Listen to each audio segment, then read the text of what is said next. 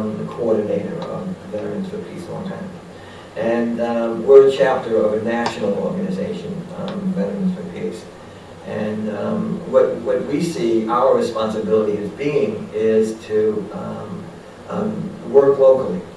And what we hope to accomplish, along with our allies here on Long Island, is to ensure that, look, we're not necessarily trying to tell people how to act, but we just feel that it's necessary that people understand the realities, the true nature of war, what war is.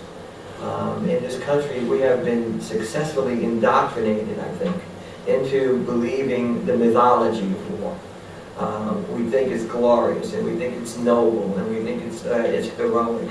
Well, you know what? It's none of that. It's a lot of killing and slaughtering and dying, and we need to understand that reality. Now, we're not saying, well, there's a lot of different individuals in the group. There's a lot of different political perspectives. So I'm personally not a pacifist. So I acknowledge, at least theoretically, that war may in fact be a necessary thing to be done. But what's important, I think, is that people understand, before we embark on war, that people understand what it is that they're getting themselves into and in for. And we don't have that information available to us as a citizenry. We have been living with the mythology. We have been living with John Wayne in my era, and the mythology continues to this day, that we talk in terms of the mythology and not of the reality. So we see as part of our function to educate people about the realities of war. So we're going to do that. We're going to do what was your uncle? And the old timers, the old warriors, didn't see themselves as doing. We're going to talk to you about war. We're going to talk to you about the realities and the horrors and the insanity and the futility of what war is. So that's what we see our function to be, just to at least offer you another perspective, so that when the powers that be come down and say, okay, it's time for us to go bomb or go invade, at least you can say, well, what does that entail? You know, you can make informed questions, because now you understand that war is not just that mythology that people want to sell to us. We hope that, and we advocate as veterans, as an organization, as citizens, as human beings, that we can find alternative ways of resolving conflicts and disagreements rather than blowing each other up. I mean, this is our hope. But we're realistic enough to understand that, well, maybe sometimes some force needs to be done. Well, maybe. But the burden of proof is on those who want to take us to war, to demonstrate to us that war is in fact necessary, that it is in fact the last resort, and no other possible alternatives are available to us. So that's who we are, and that's basically what we do. Yeah, my name is Raymond Spikowski. I'm a Navy veteran, I'm a Vietnam vet, and my military experience was not traditional Navy. I was assigned to the Navy Air Wing in an aviation squadron, and the mission of my squadron was reconnaissance and electronic countermeasures. So we did jamming, and we pretty much listened in on enemy communications. I entered the military service rather than allowing myself to be drafted into the Army in 1969. And in 1972, when President Nixon escalated the air war, my squadron was sent to Southeast Asia, where we participated in Operations Linebacker 1 and 2, which was the mining of Haiphong Harbor and then the bombing of the two cities of Hanoi and Haiphong. I came back from Southeast Asia in early '73 and really disgusted with some of the experiences that I had. And on active duty, I joined the GI Resistance Against the War, became involved with Vietnam Veterans Against the War, and I still hold a membership with that organization today. For the past 28 years, I've been a licensed clinical social worker at the Veterans Hospital at Northport. And I've provided mental health services to veterans from every era, from World War I up until the most current conflict in Iraq and Afghanistan. That's what I do. Before I allowed myself to get drafted back in 1967 in the U.S. Army. There for the Tet Offensive. There was a big waste. I was like a mama's boy. I was a good kid, and I was against the war. But it was either that or go to jail. Or go to Canada. And I was so young, I was afraid of Canada and jail. I don't know why I thought that Vietnam was the path of least resistance, but that's where I ended up. And when I get out, I also joined the GI Resistance. Marched a lot of peace marches. I was very, very much against the war. I saw it as the longer it went on, the more guys got killed, and there was just there was no elaborate explanation other than that. Stop it now was money. I guess just to improve the right, but I wasn't able to stop it. I also was in reconnaissance. I was a navigator on a light aircraft. But I didn't work. My job was filled, so I ended up in repair and in the rear area. I got more got rocketed. The biggest dangers where we were was Americans against Americans, Americans against Koreans, Americans against friendly Armenians. I mean, it was a lot of murder going on, a lot of just amongst friendly troops. And the Viet Cong, they come in and water us and rocket us once in a while. Let us know they're there and just take out our aircraft. And that's it, beautiful. It's a real waste. People's lives, humanity. It's destruction of people psychologically during or after the war. People who survived. I got sprayed with Agent Orange. I had hepatitis C. I don't know that I got it from there, but I might have. They don't care about you at all. They just, it's just about to use you for that purpose. Afterwards, it was very hard to get anything out of the VA. The last bunch of years, they've been a little bit better with the VA. How many suicides of Vietnam veterans this year?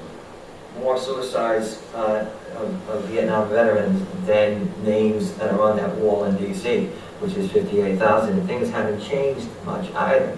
More suicides than 58,000. Oh yeah, much I more. believe it's over 100,000. And we don't even have accurate counts because so many of those are single occupancy car accidents that people just think, I can't think of anymore. And we don't count that as a suicide. There should be a drug or alcohol overdose.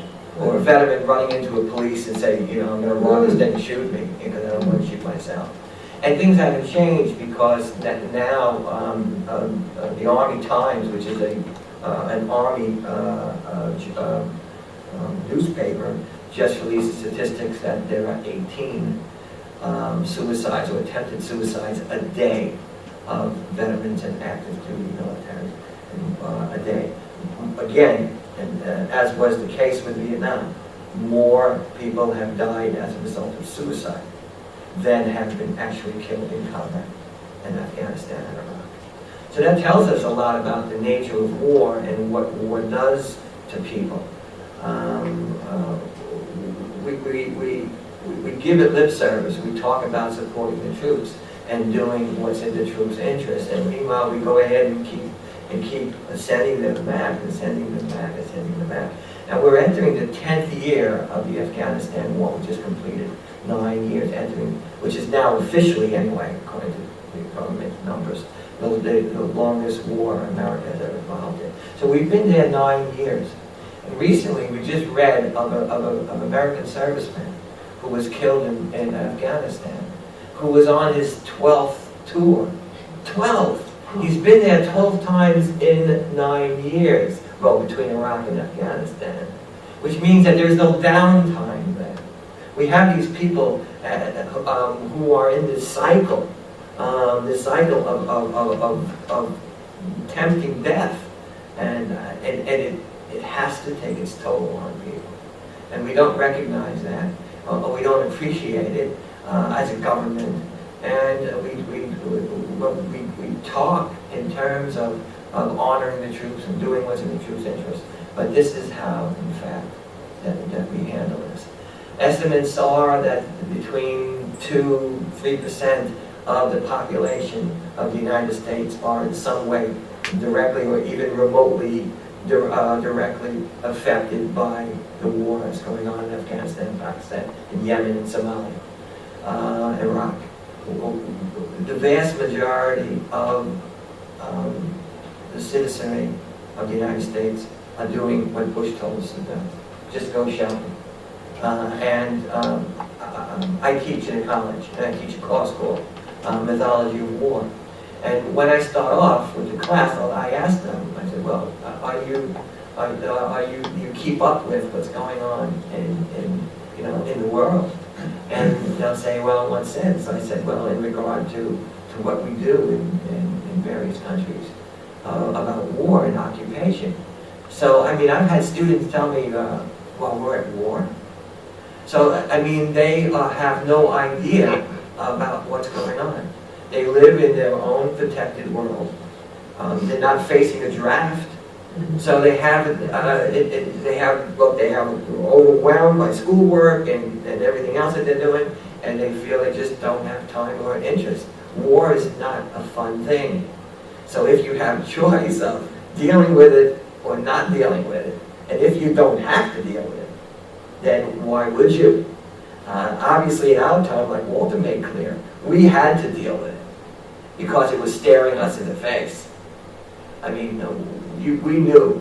Now, I like Ray, I enlisted, and I was an officer in the Marine Corps. I'm the first generation in this country. My parents were born in Sicily, so I was brought up appreciating all the wonderful things that the United States had to offer.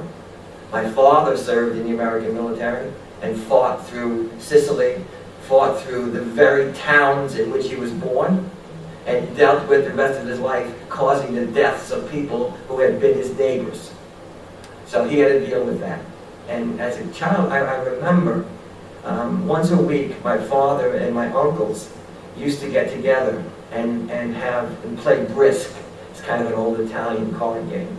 And they used to sit around this table with a little bowl hanging down from the ceiling, and they used to, smoke the Neroli cigars and drink the coffee sport, which was a liqueur and coffee sport. And I used to sneak in, a little kid, I used to sneak in there sometimes because I wanted to hear what they talked about. So I used to hide behind the big green couch that was over in the corner, and most times they caught me and threw me out. But for some reason, once in a while, they let me stay. Now they knew I was there, but for some reason, they let me stay and listen. And inevitably, at least as I remember it, they inevitably talked about their experiences in war, all of them. Despite the fact that they were Italian immigrants, all of them served in the military. And I would sit down and listen to what they said about war. And that was the only place, like you mentioned, that was the only place where they ever heard about the war experiences of these people. My father was in the Army, fought in Sicily. My uncle was in the Marine Corps, fought at Guadalcanal. I had another uncle who was on a minesweeper in the Pacific. Another uncle who fought the Korean War. So they would actually sit down there, play the things, and as they drank a little more coffee sport, they would be more free about what they would say.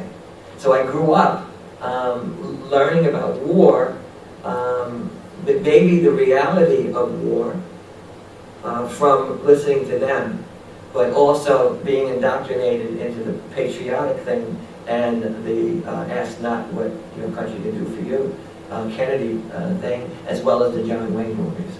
So by the time I was this big, all I ever wanted to do was to become a Marine Corps officer. That was my lifelong ambition. And I accomplished that when I was 21 years old. I graduated college. I enlisted in the Marine Corps when I was 17. The Marine Corps allowed me to go to college, and upon graduation, I was discharged from enlisted ranks and commissioned as a second lieutenant in the Marine Corps. I thought I had accomplished the world. I thought I was among the elite, among the, when they gave me those bars and they called me Lieutenant of Marines for the first time, I thought it was the best thing in the world. I thought I had achieved something great. And unfortunately, I lived in that mythology. I bought on to all that mythology, all that brotherhood of the Marines are in heaven, garden, heaven's gates, and all this, and that was great until I experienced the reality of what war was about. And when you do, I remember the first time I was actually in a little bit of a mess. I was just arriving in country, and I was in base camp acclimatizing, because you know it's the middle of the tropics and jungle, so you have to get acclimatized to the heat of the actually boiled to death or something. So I was sitting in a hooch, and some incoming happened, so everyone started to run out into the bunkers that we had there. So someone had actually pushed me to get me out of the way, throw me into the bunker. And then as I sat in the bunker, I saw all this, you know, this explosions and stuff. And I'm embarrassed to say, I was like paralyzed with fear. I'm also sad to admit that I almost actually expected to hear the Marine Corps hymn playing in the background of my mind. But that quickly fades amidst the crying and the screams of those who are wounded and dying, crying for their mothers, crying and screaming to live, and then after experiencing pain, crying to die. The reality of war sets in really quick.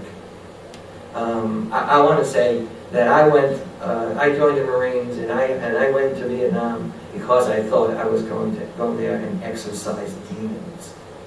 And I had these rose-colored glasses on my face, and that was ripped very quickly, and I was able to sing. Now, I'm also embarrassed to say that I didn't just get up and leave, like some do now, and some did then. I didn't have the courage to do that. I didn't have the courage to say, this sucks, this is wrong, and I'm not going to do it anymore. I realized that this was insanity. I realized this was a futility, and I realized that those people that we were killing were just like us, unlike what I was told. But yet, I continued to do what had to be done, at least according to the Marine Corps. And I have to live with that for the rest of my life, as we all have to live with what we did and what we've experienced. I really admire those people who had the courage. Those are the true heroes, not us. I mean, we were just killing people and trying not to get killed. I admire those people who had the courage. Those are the true heroes, who had the courage to say, no, this is wrong, and I'm not going to do it anymore. I'm going to get up and get the hell out of here and do that. We have examples today. A good example is Camilo Mejia. Camilo Mejia was an Army Staff Sergeant, served in Iraq, realized the insanity of war, and said, no more, not doing it. And ended up being court-martialed and spending almost a year in prison as a result of his courage. That's true courage. That's true conviction of conscience.